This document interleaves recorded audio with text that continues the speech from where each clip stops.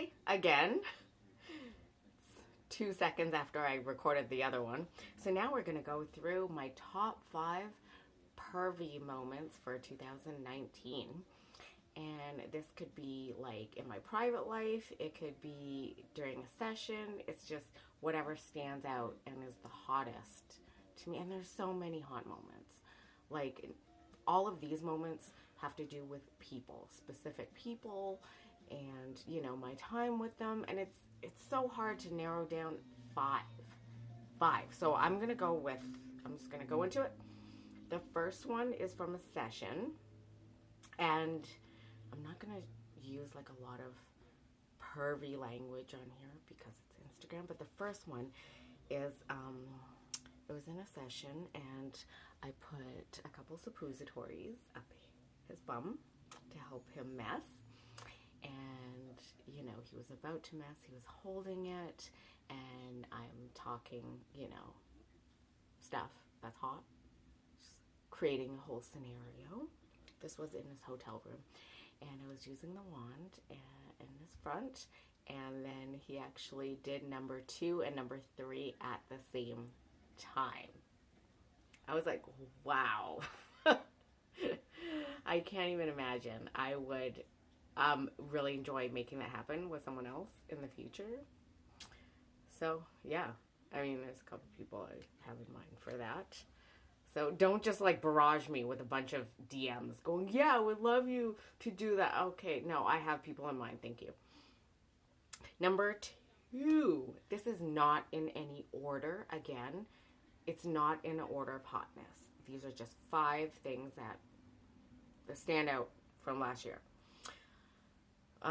So number 2 would be the first time I had messy dip sex. And that would be during my February trip, not with the same guy that I road tripped down to SoCal with, but this is with my favorite DL in LA. And yeah, I had been fantasizing about it for a while. And I told him about it, and we're ready. So that morning, it was just nice because he like made me breakfast, and I really enjoy that about him. He always makes me breakfast whenever I crash over there, and it's just such a small like thing, but I love it because at home I'm the one making breakfast all the time. I like feed the dogs and I make breakfast for hubby and I. That's my thing. I do. So when someone else makes me breakfast, like to me that's the ultimate vacation. He's making breakfast in his diapers, and then we eat it, and then he messed, and then yeah, and then we had some sex. That was my, like, it's hard to like, I don't know, to top the first time because there's so much anticipation with it. So I mean, like now I have that, you know, other times, but yeah. But just that first time with someone really special, that was really freaking hot. There was a lot more logistics to it, though. It's not as like as spontaneous as I imagined it in my fantasy, but it was still awesome. So that's 2, right? Number 3 is, what is it? Oh, it is fisting somebody. First time I fisted someone. It was very special because it was the day after Halloween, and I like was here during Halloween, meaning Vegas at the haunted house, and then the next day I flew over to SoCal to do haunts because it was the weekend. It was like November 1st, 2nd, 3rd. So I had all these haunts planned out. I hung out with this person that I am very attracted to, and yeah, and I got my whole fist in for the first time, and it was so hot. And also we had sushi. That was really good that day. I mean, it was everything. And then afterwards I went to haunts. I went to a really fucking good haunt in Corona after that. It was like a home hunt, and then I went to Corona. But like, yeah, got my whole fisted. So hot. Same person, number 4. It was funny because it was the same person that I am attracted to, that I find very attractive. My friends and I had just gone to Queen Mary,